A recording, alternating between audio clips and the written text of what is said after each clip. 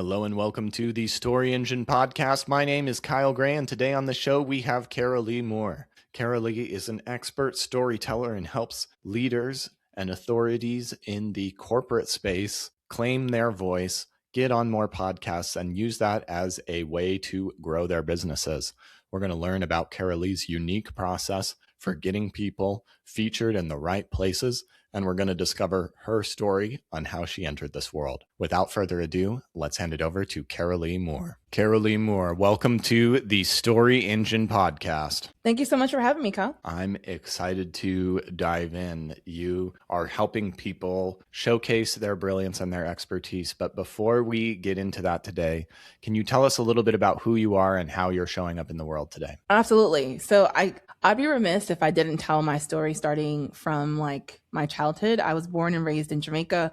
And so a lot of my love for storytelling is actually based in how I was raised. I was raised before there were, multiple channels on TV, through cable and all the things. So we had to entertain ourselves in a lot of ways. And so there's a lot of sitting around and just telling jokes and telling stories and recalling memories with family. And that's just been my favorite thing in the world. And so when I moved to the United States in 98, I used that in order to understand the culture, meaning movies, books, music. Again, storytelling to understand how to show up in this new place that was now my home. And so much so that I eventually went to college and majored in communications, wanting to work in PR, public relations, helping other people tell their stories. Graduated in the middle of the recession though. And so I did the responsible thing of going and working in healthcare, which was, as you can probably imagine for someone who's a creative, so much fun.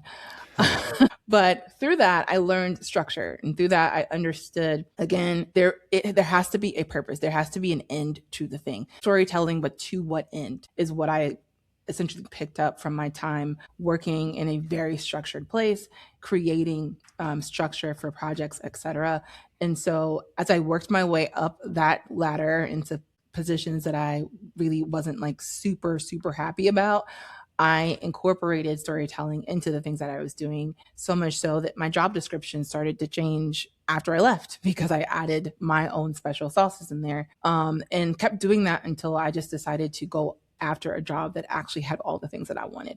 And that was my last job in corporate, where I was helping corporate leaders who couldn't say what they wanted to say out loud. We would write think pieces, we would write certain things for them and publish it in their name for them to be able to say what they really wanted to say. And I took that and turned it into a business, adding graphic design, etc. My first business as a marketing agency owner. And from there, realizing that people, even as they said, I just want a new logo, I just want a new website, they were missing the foundation of it all. Because you get a new website and you put the same words back on the website and you don't really calibrate your story and no one understands it, then you're kind of just putting lipstick on a you-know-what. And I recognized I wanted to do deeper work. And so I closed that agency down after building it up to multi-six figures and living, quote unquote, the dream that was sucking the life out of me. Closed it down 3 months, did some serious soul searching for myself as to what I really wanted to do with my life. And I tapped back into that deep part of I just want to help people tell really good stories. And how can I do that in a more relevant way and in a way that will be sustainable moving forward? And I'd been on podcasts. I'd been doing podcast guesting. That's how we grew some of my visibility while doing my first business. And so I decided to test it out as an offer. And our first month we made five figures. First month. I was like, okay, we'll stick to this. And it grew from just wanting to get people on podcasts to now I'm able to do all the things I love in one. So I'm helping really, really, really incredible people who are interested in impact. I'm helping them to tell better stories and to show the world who they really are and how they think. And that's purpose work. So long way of saying I Went around in a circle. I started someplace, went all the way into places that I, at the time was like, what am I doing here? But it all kind of made sense because I'm right where I feel like I should be. Yeah, and a lot of times we've got to get lost to find Yeah, ourselves in a lot, absolutely. and it doesn't make sense sometimes going through it all. But luckily, if as a storyteller, usually we can make sense of it looking back a little bit more. Looking back, for sure. For sure. Tell me about some of the experts and incredible people that you work with, and you're helping them get found by getting onto more podcasts. And how else are you supporting them right now? Absolutely. So some of these experts are folks that have been in corporate for a really long time. Like we've worked with a B2B consultant who her whole entire platform is about strategic rest because she burnt out, got really sick because again, you're taught while you're in corporate, like go, go, go, go, go, do all the things. So she took her experience from corporate and now is going back into those same spaces, but now armed with not only her own experience, but data to help people live a more relaxed and in-lined life. So it's not all hustle. There's someone else who is a medical doctor. She's also a pharmacist by training, and she is now working with her clients in like the wellness space to help them to see, hey, I know I'm a pharmacist and typically I would be giving you a pill for that. But there are ways for you to live a better life, a more fulfilled life, a more complete wellness journey if you're taking care of your mind, body, and your spirit. And she, again, is going back into those corporate spaces where she is seen firsthand that's not necessarily taught or thought of that way and helping people. We have folks that are going in who have gone through, we had a client who, Green Beret, former FBI analyst, dropped out of fourth grade and somehow ended up with his PhD, doing all of that. And so now his biggest thing is helping people make big decisions in the way that he's created a framework just for that. So we've helped so many different types of experts who, again, using their own stories, things that they've had to experience, now going back and helping other people. So we help them to just get on a platform and say all the things that they need to say. How does podcasting, a lot of these people sound they're really well established in corporate world and speak to other corporate clients. How does the podcast world lend to authority and credibility and opening the doors in the corporate world, which seems like is very relationship driven and slow moving for these particular kind of experts and ideas? So there's a couple of different ways. The first one is more obvious. It is giving someone the opportunity to sit with you for 45 minutes while you give stories and talk about the solutions that you've been able to give to ideally very similar people, the ones that you're targeting. So say, for instance, there's someone who is maybe in HR, maybe their job is to find speakers for annual meeting, et cetera, and they're listening to a podcast about a particular issue. And an expert comes on, and instead of giving super vague and generalized answers about what, corporations need to do, et cetera, maybe they're talking about strategic rest, but not giving specific examples, versus what I teach my clients to do is going in there and you're telling them stories, specific case studies of, this was the problem, this is what we did, this is what I came in and did, and this was the result of me coming in and offering my solution.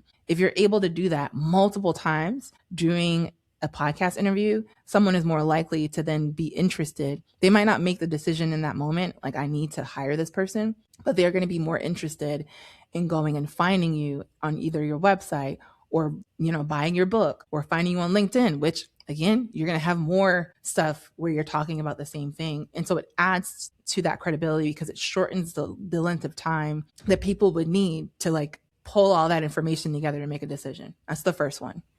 Yeah. The second one is, you talk about relationship. You can go and cold pitch a B2B for a B2B consultant opportunity. And in the cold pitch, include a podcast that you've been on.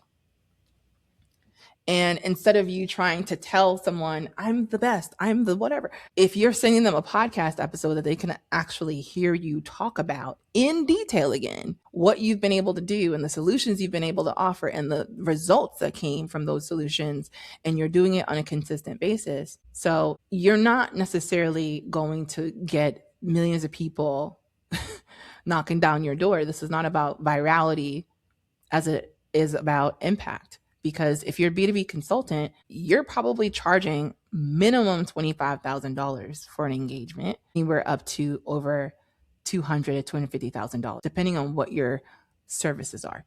You get one of those, and it's well worth the effort of going and guesting on a podcast. Well, on specific Right Fit podcasts, which is what we really are great at. We don't work with product-based businesses. We don't work with people who are new in their fields. We work with subject matter experts who are typically B2B and are typically wanting to go beyond just like, hey, I'm getting leads for lead's sake. They're really wanting to show their authority. And that's where my secret sauce is in helping people to create those stories. Amazing.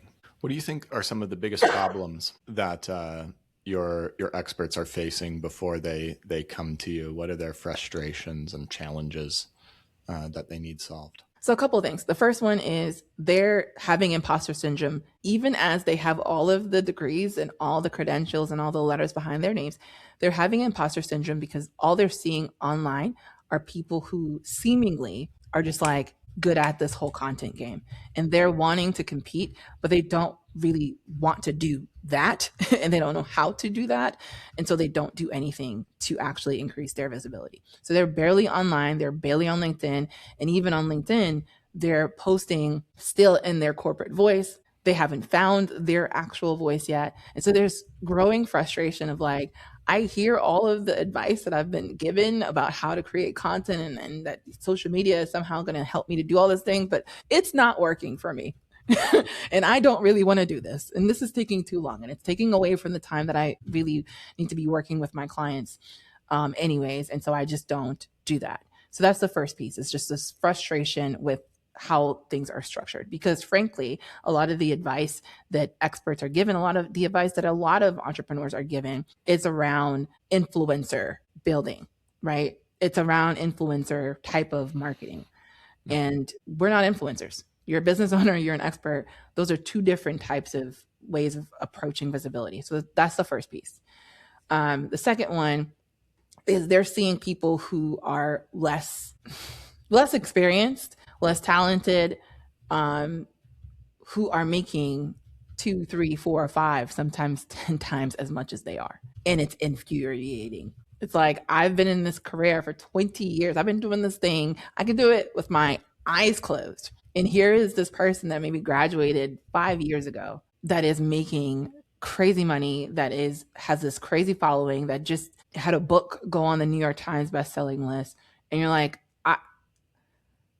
I should be further along by now. I see my competition who doesn't have what I know that I have, but they're way ahead of me and I don't know how to get there. So there's a frustration as well, of just kind of seeing people that they believe are not where they are in terms of like know-how and knowledge, but that person or those people are way ahead in terms of visibility, and so therefore way ahead of impact and revenue. Mm-hmm.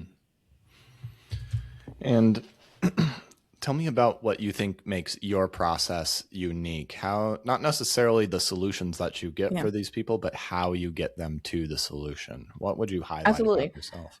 In a lot of ways, especially when the person is really ready to be known, it's like therapy. And the reason why working with us and specifically with me is going to be a different experience is because, like I said a little bit, or I alluded to a little bit earlier, yes, we get you booked on podcasts and that's great. But the biggest thing that I've seen, the biggest aha moments that have happened with our clients when they work with us is that they actually tap into believing in themselves in a completely different way.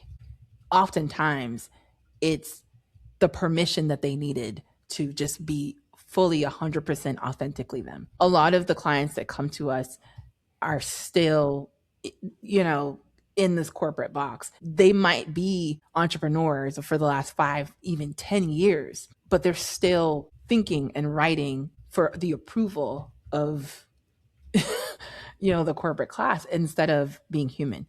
And working with me and me pulling out their stories and also their personality, we start to craft something that feels more like them. And instead of wearing these uncomfortable clothes that they've been like forcing themselves to wear just so they can look how they think they should look, they start choosing like, I don't really want to put that on. Let me put this jacket on. Oh, that feels good. And when it starts to feel good, you show up differently. And when you show up differently, people tend to gravitate and react to you differently than how they were before. And that light bulb moment, that I would say is our biggest differentiator in the marketplace, beyond the fact that we have a pretty comprehensive way of going about doing the thing. I believe our focus on the person themselves to help them go beyond anything that they've ever tried to do before is really big. The other piece, really quickly, is we get in your business, meaning this is not the only thing you're doing for marketing or visibility, hopefully. And so we like to tie it into other things. So I don't believe that you should have podcast guesting or whatever you're doing with us over here, and then like everything else that you're doing for marketing is over here, and they're not talking to each other. They're not connected. I love when we can come together with our clients and create a comprehensive strategy that involves the rest of their marketing, but it also involves their sales and sales operations as well. Right? Absolutely. So I'm curious. You mentioned in your opening story going through many different jobs and many different careers and kind of trying to fit into a different box. And I'm curious if there was a really specific time or place where you felt the same imposter syndrome that you've been describing with your clients, or you were trying to fit your voice into this corporate box and felt locked in and feeling the frustration of seeing other people succeed when you knew you had skills and talents to be showcased. When did you most feel like this? Yeah. So I don't know that I've ever felt that someone who was less, that's not true. I just thought about something. But those two, your question, though it was one question, there are two answers. The first thing, for me, I remember a very, very vivid time in my career. It was actually during my last corporate position where I was essentially at a board meeting with very wealthy people. Like all the board members were billionaires, millionaires, like the like, right? Someone owned a airline. Another person owned a very successful venture capital firm. So like, I just didn't feel like I could say anything in that setting. And so I didn't, and just was like very quiet. And I knew all of these people. I had had one-to-one conversations with most of them outside of this setting, and was myself. And I'm very rarely lost for words, hence why I like podcasts. So it was odd to them, and probably a little bit to myself, like being quiet. And someone noticed it, one of the board members, and they went to my boss and was like, "Carolee's awesome. Like, we had a really amazing conversation. I'm wondering why, like, I didn't hear her. She didn't say anything during our meeting. Like, what's going on with that?" And so my boss came to me and mentioned that. And immediately I felt so terrible. But what my boss essentially told me at the time was like, whatever room you are in, however you found your way into that room, you belong there. And I didn't believe her. It wasn't all like immediately like, oh, I'm different. I'm changed. What happened is the next board meeting, there was conversation that was happening around AI and policing. And there was a conversation about whether or not they should actually put their name like on and approve to say we stand with this legislation that's coming down the pipe. And because I had worked at MIT and because I had been reading and still kind of in cybersecurity and very much in the AI world at the time, I kind of raised my hand timidly. It wasn't, I was like, I'm going to say something. Mm-hmm. It was burning my throat of like, this is going to be a bad thing. You need to say something.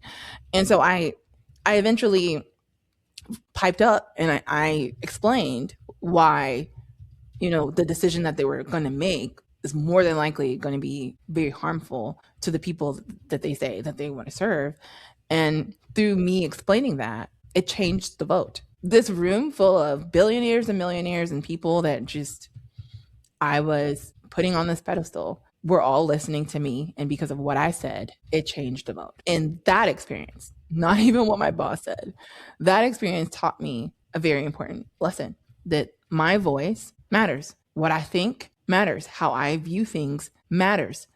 I have something to say, and I will never mute myself for anyone ever in any place ever again.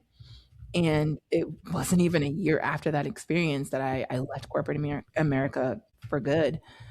So that experience was probably a pivotal point for me, where I had to realize, like, you have to find your voice, own your voice, and then share it. As far as seeing people that I'm like, you're not as talented as me, but you're out there and making money and doing all the things. I was a self-taught graphic designer. And for the longest time, I had a lot of insecurity about that. And so I did not apply for awards or any kind of recognition for work that we were doing as an agency, because I didn't see it as being good enough. And then I saw people who were, charging $50,000, $70,000 for jobs. And I'm looking at the results and I'm like, we're better than this. Why are they able to charge that much? And we're better than them.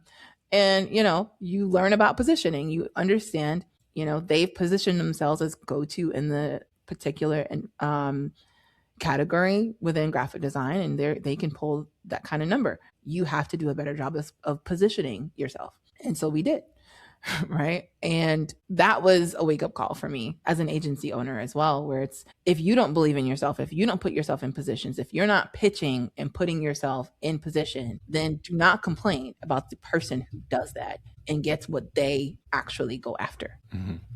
And tell me about a time you left corporate America. It sounded like the agency was going really well. Yeah. You were getting on other podcasts. You were getting seen and showcased and seeing other people speak up and make an impact. Maybe because of this, there was like a specific moment where you won an award or you got to treat yourself with something special. Mm-hmm. What's a moment of victory that you've had so far in this adventure? So I think one of the things that I remember clearly, because I was in grind mode for so long and never really took breaks. And not never really, I never took breaks. Even on the weekends, I was working. And I remember hitting a milestone. I don't remember what it is now, but I think at the time, it was a day that I made the most money I had ever made in a day. Oh, I remember what it is. I made more in a day than I made in a year one time. Like my first year in entrepreneurship, I made more than that in a day. And I was about to just kind of let it be what it is. And I told my accountability group and my coach, and she's like, so what are you going to do to celebrate? I said, what? Celebrate? I have work to do. She's like, no, you need to make sure that you're celebrating it. So I, for the first time, within the span of 48 hours, made a decision to take off 3 full days off of work and went to a 5-star hotel in the middle of downtown Dallas and just like got massages and luxuriated and just had a good time. And that to me felt right. I was scared because, of course, it's like, you're like, well, if I leave, then the whole thing burns down. It doesn't. They can survive. And I not only was able to take a rest, but I was also able to pressure test my agency to see, can they actually do what they need to do as a team without me solving all the problems? And the answer was a resounding yes. So I got a lot from that, both the win beforehand, the rest that I needed, and then also kind of seeing my team operate well without me. Beautiful. Carolee, are you ready to hear your story? Yeah, I'm a little nervous. Nervous in a good way. I'm excited. Well, I'm honored to serve a master in this way. I can remember the room that I felt like I belonged the least in. My last corporate job, surrounded by billionaires, millionaires, airline owners, VC funders, and they all started speaking about operations in this company, things that needed to be done. And I kept finding myself experiencing imposter syndrome. All these people were so good at what they did. They knew what they were doing, and there didn't seem to be a place for my voice. I had personality and things that I wanted to say, but after having so many years in corporate, I didn't feel like I was allowed to really be who I was. There was a specific formula that I had to follow. And so instead, I decided to stay quiet. And even though some of the things that I heard across the room were ideas that came from people who didn't really have experience in this or thoughts in this, and I stayed quiet. And I remember leaving that room feeling a little bit defeated and out of place. And my mentor coming up to me and asking me, I could tell you had things to say. What was going on? And I explained why. I explained that I just didn't feel like I belonged there. And they told me something that would change my life forever. Whatever room you find yourself in, you belong there. It was so hard to believe. I felt a pit in my stomach just thinking about this. But I decided that I needed to lean into this and agree with this. In the next meeting, with the same leaders and experts and founders all around me, we were having a conversation about AI and policing and security. Now, this was an area that I had a lot of different opinions and perspectives on, and I knew that there was a right and a wrong answer for this. As people were talking and explaining, it was clear that it wasn't very clear in the rest of the room, and I raised my hand for the first time timidly and spoke up and gave my opinion. And I could see this room full of millionaires, billionaires turning, listening to me and leaning in. And because of what I say and what I knew, it changed the vote. And I realized in that moment, if I don't believe in myself, then how can I complain about others who are influencing things and believing in themselves? And I knew something needed to change. In not too much time, I left that corporate job and decided that my voice mattered and I wanted to help others' voices matter. I wanted a way to help people tap into believing in themselves in the same way that I had experienced, to give themselves permission to be them, a way that could speak about themselves that was energizing and empowering and allowing them to make an influence in the spaces that mattered most. I didn't just want to get them on more podcasts or more stages or in front of more people. I wanted to tie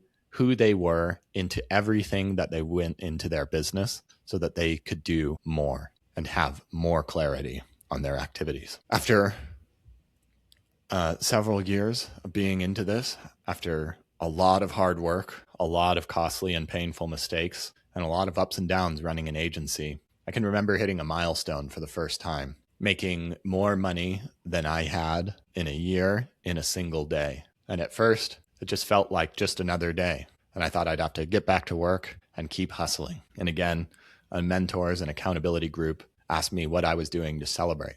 And I decided in a very short time to take 3 days off, spend time in a luxury hotel, get massages, and rest and relax for the first time. And I realized how far I had come from the many different positions and organizations in corporate America, the ups and downs of running my own business, and how hard it can be to get your voice out there in a world that's so full of noise. And I realized in that moment that this wasn't just a story about me. It's a story about so many of you out there who have something powerful to say, who have something that can make an impact, that can change the vote for the better. And you simply haven't learned how to say it or given yourself the right permission to do it yet. And that's what I'm here for. And that's what I'm here to show you and share with you today. Nice. Amazing.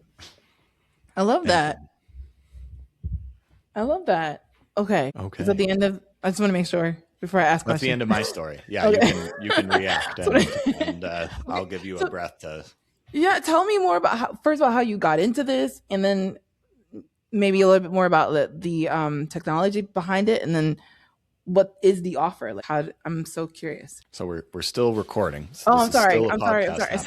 Okay. but this happens sometimes. But this is a process and a well-worked muscle of over a long time practicing very simple storytelling frameworks and asking questions and helping experts just like you, who you understand their problems really well, Yeah. who we're just so close to our own stories and our own moments, and we have a hard time relating to ourselves in a way that we like can make sense of and create stories quickly. And so the technology is just, at least in this case, just me organically listening very carefully and reflecting back what I see. And it's like the gift and the honor of this show. And so I am so honored to have fellow storytelling masters, fellow people who are making a difference in the world and making an impact.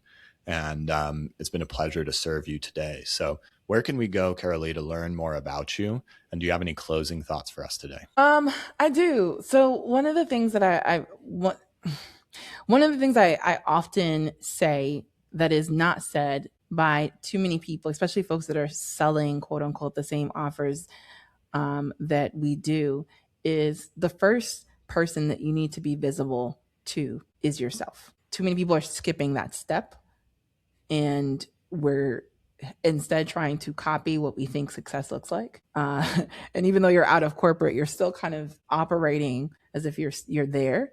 That has to stop. And the only way that you're going to see your full potential, doesn't matter what age you are, to see your full potential, you have to give yourself permission to be your full authentic self, no matter what. And that is not an easy thing, but that's why folks like me exist beyond the agency part. So that's the last thing. As far as folks that are listening to this, if you're curious as to whether or not podcast guesting can be for you, or if you're even ready to do podcast guesting in a way that will get you things beyond just being on a podcast, we've actually created a scorecard. So it's a 10-question quiz, if you will, not really a quiz, but just questionnaire, and answering honestly, you will get a score at the end that breaks down, okay, this is kind of where you're at, and these are the things that you need to do in order to be ready, or it'll tell you that you're ready and like move you to whatever that next step is. So I'll be giving that link to you, Kyle, and you can share that as a gift to your listeners. Carolee Moore, thank you so much for joining us today on the Story Engine podcast. Thank you, Kyle. This was awesome.